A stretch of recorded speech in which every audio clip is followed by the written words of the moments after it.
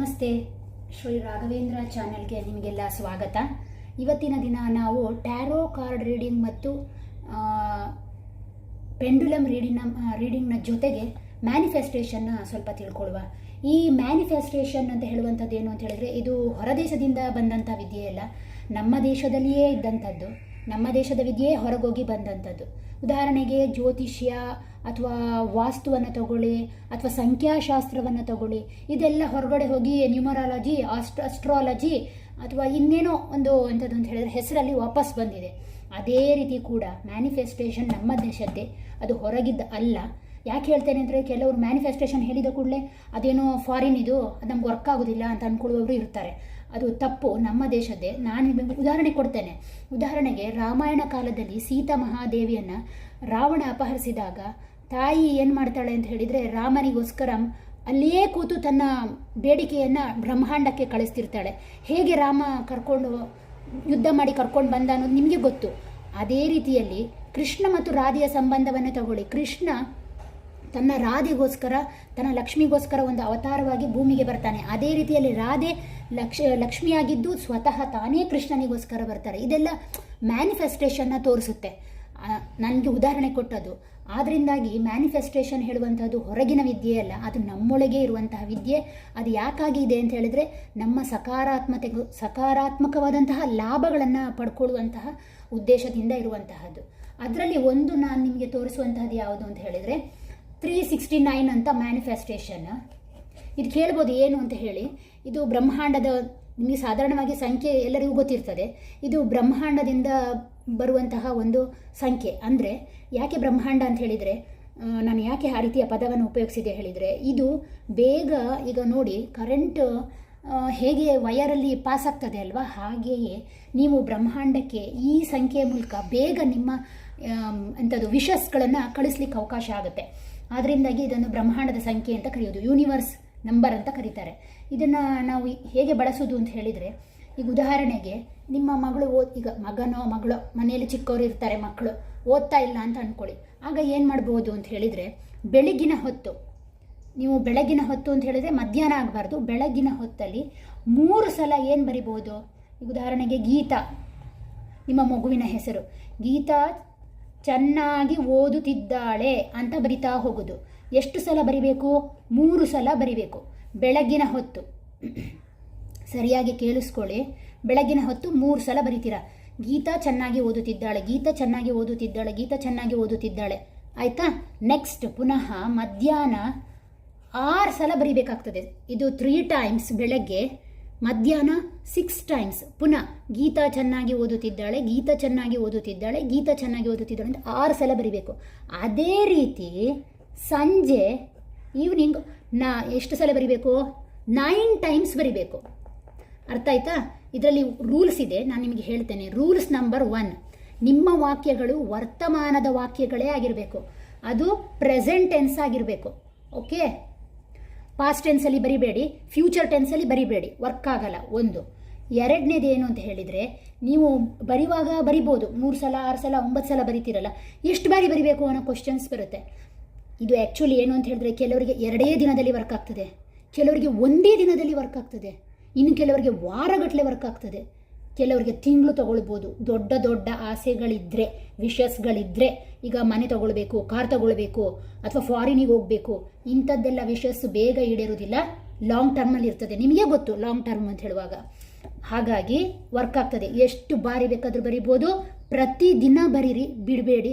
ಇದು 100% ರಿಸಲ್ಟ್ ಕೊಡುವಂತಹ ಮ್ಯಾನಿಫೆಸ್ಟೇಷನ್. ಮತ್ತು ಯಾವ ಪೆನ್ನನ್ನು ಉಪಯೋಗಿಸಬೇಕು ಅಂತ, ಯಾವ ಪೆನ್ ಅಂತ ಹೇಳಿದರೆ ಗ್ರೀನ್ ಪೆನ್ನನ್ನು ಉಪಯೋಗಿಸಿ, ಬೇಗ ಮ್ಯಾನಿಫೆಸ್ಟ್ ಆಗ್ತದೆ. ಬ್ಲ್ಯಾಕ್ ಉಪಯೋಗಿಸಬೇಡಿ, ಅದು ತಡೆ ಹಿಡಿದಾಗ ಆಗ್ತದೆ, ಬ್ರಹ್ಮಾಂಡಕ್ಕೆ ಅರ್ಥ ಆಗೋದಿಲ್ಲ. ನೀವು ಯೂನಿವರ್ಸಿಗೆ ಕಳಿಸುವಾಗ ಗ್ರೀನ್ ಪೆನ್ನಲ್ಲಿ ಕರೆಸಿ, ಪಾಸಿಟಿವ್ನೆಸ್ ಬರ್ತದೆ. 4ನೇ ಪಾಯಿಂಟ್ ಇದರಲ್ಲಿ ಏನು ಅಂತ ಹೇಳಿದರೆ, ನೀವು ಮ್ಯಾನಿಫೆಸ್ಟೇಷನ್ ಮಾಡ್ತಾ ಇದ್ದೀರಾ ಅಂತಾದರೆ, ಕೆಲವರು ಎಷ್ಟು ಮ್ಯಾನಿಫೆಸ್ಟೇಷನ್ ಮಾಡಿದರೂ ವರ್ಕ್ ಆಗೋದಿಲ್ಲ. ಈ 369 ಮಾಡಿದಾಗ ಯಾಕೆ? ಅದಕ್ಕೆ ಕಾರಣ ಏನು ನಾನು ಹೇಳ್ತೇನೆ ಕೇಳಿ. ಏನು ಮಾಡ್ತಾರೆ ಅಂತ ಹೇಳಿದರೆ, ಅವರ ನೆಗೆಟಿವ್ ಎನರ್ಜಿ ಅವರ ಒಳಗೇ ಇರ್ತದೆ, ಹೊರಗಿನವರು ಬೇಡ. ಅವ್ರು ಏನು ಮಾಡ್ತಾ ಇರ್ತಾರೆ ಅಂತ ಹೇಳಿದರೆ, ನಾನು ಹೇಳೋದು ನಿಮಗೆ ಮಾಹಿತಿ ಗೊತ್ತಿದ್ದರೆ ಇದು ವರ್ಕ್ ಆಗಲಿಕ್ಕೋಸ್ಕರ ಮಾಹಿತಿ ಗೊತ್ತಿರಲಿ ಅಂತ. ಏನು ಮಾಡ್ತಾರೆ ಅಂತ ಹೇಳಿದರೆ ಅವರ ಕೊಲೀಗ್ಸೋ, ಅವರ ಪಕ್ಕದ ಮನೆಯವರೋ, ಅಥವಾ ಅವ್ರಿಗೇನೋ ಯಾರೋ ಕೆಟ್ಟದ್ದು ಮಾಡಿದಾಗ ಅದನ್ನು ಹಿಂದೆಯಿಂದ ಇನ್ನೊಬ್ಬರ ಹತ್ರ ಹೇಳುವಂಥದ್ದು. ಇದರಿಂದ ಏನಾಗ್ತದೆ ಅಂದರೆ ನಿಮ್ಮ ಮ್ಯಾನಿಫೆಸ್ಟ್ ತಡೆ ಹಿಡಿದಾಗ ಆಗ್ತದೆ, ಯೂನಿವರ್ಸಿಗೆ ನೀವು ನೆಗೆಟಿವ್ ಕಳಿಸಿದಾಗ ಆಗ್ತದೆ. ದಯವಿಟ್ಟು ಆ ಕೆಲಸ ಮಾಡಲಿಕ್ಕೆ ಹೋಗಬೇಡಿ, ಸ್ಟಾಪ್ ಮಾಡಿ, ಇದನ್ನು ನೀವು ವರ್ಕ್ ಮಾಡಿ. ನೆನ್ಪಿಟ್ಕೊಳ್ಳಿ, ಪುನಃ ಹೇಳ್ತೇನೆ, ಬೆಳಿಗ್ಗೆ 3 ಸಲ ಬರೀರಿ, ಪುನಃ ಮಧ್ಯಾಹ್ನ 6 ಸಲ ಬರೀರಿ, ಹಾಗೆ ಸಂಜೆ ಅಥವಾ ರಾತ್ರಿಯ ಒಳಗೆ ನೀವು ಮಲಗೋದ್ರ ಒಳಗೆ 9 ಸಲ ಬರೀಬೇಕು. ಎಲ್ಲ ವಾಕ್ಯಗಳು ಪ್ರೆಸೆಂಟ್ ಟೆನ್ಸಲ್ಲಿರಬೇಕು. ಪ್ಲಸ್ ಹಾಗೆ 5ನೇ ಪಾಯಿಂಟ್ ಏನು ಅಂತ ಹೇಳಿದರೆ, ನೀವು ಇಲ್ಲಿ ಐ, ಹಿ, ಶೀ, ಇಟ್ ಬಳಸುವ ಹಾಗಿಲ್ಲ. ನಾನು ಅಥವಾ ಅವಳು, ಅವನು, ಅದು ಇದನ್ನು ಬಳಸಬೇಡಿ. ಏನಿದ್ರೂ ನಿಮ್ಮ ಹೆಸರು, ಯಾವುದರ ಬಗ್ಗೆ ಮ್ಯಾನಿಫೆಸ್ಟ್ ಯಾರು ಮಾಡ್ತಾ ಇದ್ದಾರೆ ಅವರ ಹೆಸರನ್ನೇ ಬಳಸಿ ಪ್ರೆಸೆಂಟ್ ಟೆನ್ಸಲ್ಲಿ ಬರೆದ್ರೆ ಇದು ಖಂಡಿತವಾಗಲೂ ವರ್ಕ್ ಆಗ್ತದೆ. ಇದ್ರ ಎಷ್ಟರ ಮಟ್ಟಿಗೆ ಅಂದರೆ 100% ರಿಸಲ್ಟ್ ಇದೆ. ಟ್ರೈ ಮಾಡಿ ನೋಡಿ, ಇದು ಟ್ರಸ್ಟೆಡ್. ಟ್ರೈ ಮಾಡಿ ನೋಡಿ, ಯಾಕೆಂದರೆ ನಾನು ಪ್ರತಿನಿತ್ಯ ಇದನ್ನು ಮಾಡ್ತೇನೆ. ಹಾಗಾಗಿ ನಿಮಗೆ, ನನ್ನ ವೀಕ್ಷಕರಾಗಿ ನಿಮಗೆ ಇರಲಿ ಅನ್ನುವಂತಹ ಉದ್ದೇಶದಿಂದ ಇದನ್ನು ಹೇಳಿದ್ದು. Thank you. ಈಗ ಇನ್ನೊಂದು ನೋಡುವ. ಕೆಲವರಿಗೆ ಮ್ಯಾನಿಫೆಸ್ಟೇಷನ್ ಅಂತ ಹೇಳುವಾಗ ನಂಬರ್ದು ಸುಲಭವಾಗಿ ಅರ್ಥ ಆಗೋದಿಲ್ಲ. ಅದರಿಂದಾಗಿ ಏನು ಅಂತ ಹೇಳಿದರೆ ಕೆಲವೊಂದನ್ನು ನಾನು ತಂದಿದ್ದೇನೆ ನೋಡಿ. ಫಸ್ಟ್ ಒನ್ ಆಗಿ ಏನು ಅಂತ ಹೇಳಿದರೆ, ನಮ್ಮ ಹಿಂದೂ ಧರ್ಮದಲ್ಲಿ ಇರುವಂತಹ ಮ್ಯಾನಿಫೆಸ್ಟೇಷನ್ಗಳು ಯಾವುದೆಲ್ಲ ಅಂದರೆ ಆದಿತ್ಯ ಹೃದಯ ಸ್ತೋತ್ರ. ಸಾಧಾರಣ ಆದಿತ್ಯ ಹೃದಯ ಸ್ತೋತ್ರ ಎಲ್ಲರಿಗೂ ಗೊತ್ತಿರ್ತದೆ ಅಂದ್ಕೊಳ್ತೇನೆ. ನೀವು ಗೂಗಲ್ ಹೋಗಿ ಸರ್ಚ್ ಮಾಡಿದರೆ ಗೊತ್ತಾಗ್ತದೆ, ಆದಿತ್ಯ ಹೃದಯ ಸ್ತೋತ್ರ ಅಂತ ಸಿಗ್ತದೆ. ಇದು ಯಾವುದಕ್ಕೆ ಮಾಡ್ಬೋದು ಅಂತ ಹೇಳಿದರೆ, ನಿಮ್ಮ ಉದ್ಯೋಗಕ್ಕೆ ಏನಾದರೂ ಸೇರಬೇಕು ಅಂತಿದ್ರೆ, ಅಥವಾ ಉದ್ಯೋಗದಲ್ಲಿ ಪ್ರಮೋಷನ್ಗೆ ಪ್ರಯತ್ನ ಮಾಡ್ತಾ ಇದ್ರೆ, ಅಥವಾ ನಿಮ್ಮ ಆರೋಗ್ಯದಲ್ಲಿ ಗೊತ್ತಿಲ್ಲದ ಸಮಸ್ಯೆ ಏನೋ ಕಾಡ್ತಾ ಇದೆ, ಪರಿಹಾರನೇ ಇಲ್ಲ, ಅಥವಾ ಏನೋ ಸಮಸ್ಯೆ ಉಂಟು ಅಂತಾದರೆ, ನೇಮ್, ಫೇಮ್ ಎಲ್ಲದಕ್ಕೂ ಕೂಡ ಆದಿತ್ಯ ಹೃದಯ ಸ್ತೋತ್ರ ಬೆಸ್ಟ್. ಯಾವ ಹೊತ್ತಲ್ಲಿ ಹೇಳಬೇಕು ಅಂತ ಹೇಳಿದರೆ, ಇದರ ಬೆನಿಫಿಟ್ ಪಡಿಬೇಕು ಅಂದರೆ ಭಾನುವಾರ. ಹೆಸರೇ ಹೇಳಿದಾಗೆ ಸೂರ್ಯ, ಗೊತ್ತಾಯ್ತಾ? ಸೂರ್ಯನ ಬೀಜ ಮಂತ್ರದಿಂದ ಶುರುವಾಗುವಂಥದ್ದು. ಹೇಗೆ ಸೂರ್ಯ ತನ್ನ ಪ್ರಕಾಶಮಾನವನ್ನು ತೋರಿಸ್ತಾನೋ ಹಾಗೆ ನಿಮ್ಮ ಜೀವನದಲ್ಲಿ ಟ್ರಾನ್ಸ್ಫರ್ಮೇಷನ್ ಬರ್ತದೆ ಈ ಸ್ತೋತ್ರ ಓದೋದ್ರಿಂದ. ಗೂಗಲಲ್ಲಿ ಹೋಗಿ ಸರ್ಚ್ ಮಾಡಿ ಸಿಗ್ತದೆ, ಪುಸ್ತಕ ಕೂಡ ಸಿಗ್ತದೆ. ಬಿಡಬೇಡಿ, ಓದಿ ಮಾಡಿ, ಇದರಿಂದ ಸಾಕಷ್ಟು ಲಾಭವನ್ನು ಪಡಿತೀರಾ. ನಿಮಗೆ ಗೊತ್ತಿಲ್ಲದೆ ಯಾವ ರೀತಿ ನೀವು ಲಾಭವನ್ನು ಅಟ್ರಾಕ್ಷನ್ ಮಾಡ್ತೀರಾ ಅಂತ ನೋಡಿ. ಆದಿತ್ಯ ಹೃದಯ ಸ್ತೋತ್ರ ತುಂಬ ಚೆನ್ನಾಗಿದೆ. ಯಾಕೆಂದರೆ ನಾನು ಓದುವಂಥ ಸ್ತೋತ್ರವನ್ನೇ ನಿಮಗೂ ಕೂಡ ಹೇಳಿದ್ದು.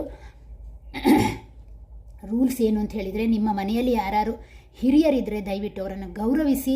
ಅದರಿಂದ ಕೂಡ ಇದು ತುಂಬ ವರ್ಕ್ ಆಗ್ತದೆ. ಮತ್ತು ಇನ್ನೇನು ಅಂದರೆ, ಭಾನುವಾರ ಆದಷ್ಟು ಓದಲಿಕ್ಕೆ ಪ್ರಯತ್ನ ಮಾಡಿ. ಇದು ಎಷ್ಟು ದಿನ ಓದಬೇಕು ಅಂತಿಲ್ಲ, ನೀವು ಯಾವಾಗ ಬೇಕಾದರೂ ಓದಬಹುದು, ಗೊತ್ತಾಯ್ತಾ? ಇದಕ್ಕೆ ಇಷ್ಟು ದಿನ ಅಷ್ಟು ದಿನ ಅಂತ ಏನಿಲ್ಲ. ಬಟ್ ಏನು ಅಂತ ಹೇಳಿದರೆ, ಏನಾದರೂ ನಿಮ್ಮ ಮನಸ್ಸಲ್ಲಿ ನೀವು ಸ್ಪಷ್ಟವಾಗಿ ನನಗೆ ಇದು ಆಗಲೇಬೇಕು, ಏನಾದರೂ ಅಂದ್ಕೊಂಡಿದ್ರೆ, ಒಂದು ನೆರವೇರಬೇಕು, ಇದು ಆಗಲೇಬೇಕು ಅನ್ನೋಂಥದ್ದು ಕಟ್ಟುನಿಟ್ಟಾಗಿ ನೀವು ಅಂದ್ಕೊಂಡಿದ್ದೀರಾ, ಅದು ಇಷ್ಟು ದಿನದೊಳಗೆ ಆಗಬೇಕು ಅನ್ನೋ ರೀತಿಯಲ್ಲಿದ್ದರೆ ಒಂದು ಮಂಡಲ ಅರ್ಥ ಆಯ್ತಾ? ಒಂದು ಮಂಡಲ ಓದಬೇಕಾಗುತ್ತೆ. ನೆಕ್ಸ್ಟ್, ರಾಮರಕ್ಷಾ ಸ್ತೋತ್ರ. ಈ ರಾಮರಕ್ಷಾ ಸ್ತೋತ್ರ ಏನಕ್ಕೆ ಉಪಯೋಗಿಸ್ಬೋದು? ಸಾಧಾರಣ ರಾಮರಕ್ಷಾ ಸ್ತೋತ್ರ ಎಲ್ಲ ಕಡೆಯಲ್ಲೂ ಪುಸ್ತಕ ಸಿಗ್ತದೆ, ಅಥವಾ ಗೂಗಲಲ್ಲಿ ಕೂಡ ಸರ್ಚ್ ಮಾಡ್ಬೋದು.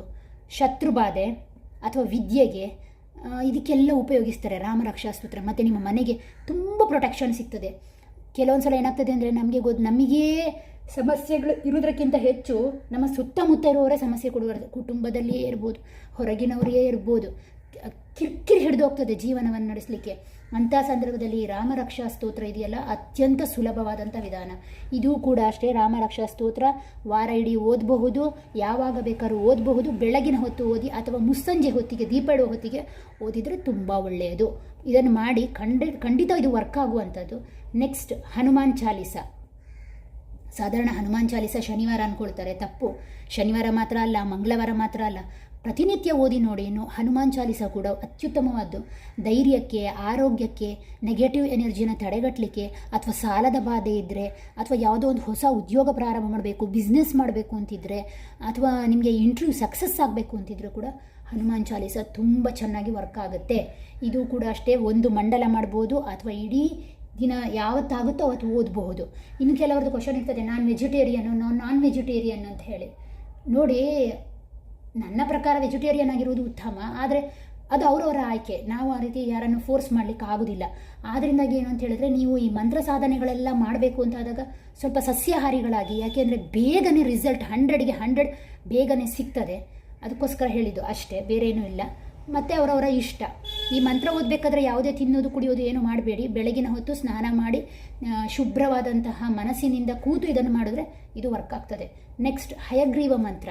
ಈ ಹಯಗ್ರೀವ ಮಂತ್ರ ಯಾರಿಗೆ ಅಂತ ಹೇಳಿದ್ರೆ ಪರ್ಟಿಕ್ಯುಲರ್ಲಿ ಮಕ್ಕಳ ವಿದ್ಯೆಗೆ, ಇದರಿಂದ ಬೇರೆ ಏನೂ ಅಲ್ಲ, ಮಕ್ಕಳ ವಿದ್ಯೆಗೆ. ನಿಮ್ಮ ಮನೆಯಲ್ಲಿ ಓದುವಂತಹ ಮಕ್ಕಳು ವಿದ್ಯೆಯಲ್ಲಿ ಅಡೆತಡೆ ಆಗ್ತಾ ಇದೆ, ಮಾರ್ಕ್ ಇಂಥದ್ದು ಅಂತ ಹೇಳಿದ್ರೆ ಕಡಿಮೆ ಆಗ್ತಾ ಉಂಟು ದಿನ ಹೋದಾಗೆ, ಅಥವಾ ಎಣಿಸಿದಷ್ಟು ಮಾರ್ಕ್ ಬರ್ತಾ ಇಲ್ಲ, ಇಲ್ಲಿ ಓದ್ತಾರೆ ಅಲ್ಲಿ ಹೋಗಿ ಬರೆಯೋದೇನೋ ಆಗ್ತಾ ಉಂಟು, ಇದಕ್ಕೆಲ್ಲದಕ್ಕೂ ಸೂಕ್ತವಾದಂತಹದ್ದು ಯಾವುದು ಅಂದರೆ ಹಯಗ್ರೀವ ಮಂತ್ರ. ಹಯಗ್ರೀವ ದೇವರು ಇರುವುದೇ ವಿದ್ಯಾಧಿಪತಿ. ಅವರ ಕೈಯಲ್ಲಿ ನೋಡಿ ತಾಳೆಗರಿಗಳ ರಾಶಿಯನ್ನೇ ಹಿಡ್ಕೊಂಡು ಕೂತಿರ್ತಾರೆ ಅವರು, ಹಯಗ್ರೀವ ದೇವರು.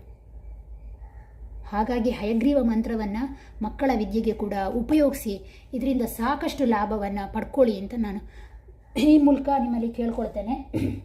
ಅದರ ಜೊತೆಗೆ ಒಂದು ನನಗೆ ಸಂತೋಷವಾದಂಥ ವಿಚಾರ ಏನು ಅಂದರೆ 4 ಜನ ಸಬ್ಸ್ಕ್ರೈಬರ್ ಆಗಿದ್ದೀರಾ ಮತ್ತು ಸ್ವಲ್ಪ ವ್ಯೂಸ್ ಕೂಡ ಬಂದಿದೆ. ಅದರ ಜೊತೆ ಕೆಲವರು ಸೈನನ್ನು ತೋರಿಸಿದ್ದೀರಾ, ನಂಗೆ ಅದು ಖುಷಿಯನ್ನು ಕೊಟ್ಟಿದೆ. ಈ ರೀತಿ ಪ್ರೋತ್ಸಾಹ ಕೊಡೋದ್ರಿಂದ ಏನಾಗ್ತದೆ ಅಂದರೆ ಹೊಸ ಹೊಸ ವಿಚಾರಗಳನ್ನು, ನನಗೆ ತಿಳಿದಿರೋದನ್ನು ನಾನು ಸಮಾಜಕ್ಕೆ ತಿಳಿಸುವಂತಹ ಪ್ರಯತ್ನವನ್ನು ಮಾಡಲಿಕ್ಕೆ ಅವಕಾಶ ಆಗ್ತದೆ. ನನಗೂ ಒಂದು ಮೋಟಿವೇಶನ್ ಸಿಕ್ಕಿದಾಗ ಆಗ್ತದೆ.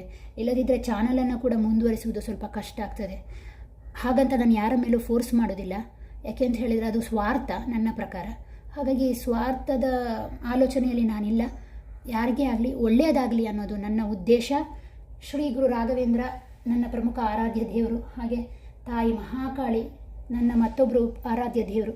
ಇವರೆಲ್ಲರೂ ಕೂಡ ನಿಮಗೆ ಶ್ರೇಯಸ್ಸು, ಕೀರ್ತಿ, ಅಭಿವೃದ್ಧಿ, ಸಂಪತ್ತು ಮತ್ತು ಸುಖ ಸಂಸಾರವನ್ನು ನಿಮಗೆ ಕರುಣಿಸಲಿ ಅಂತ ಹೇಳಿ ಕೇಳ್ಕೊಳ್ತೇನೆ. ಧನ್ಯವಾದ.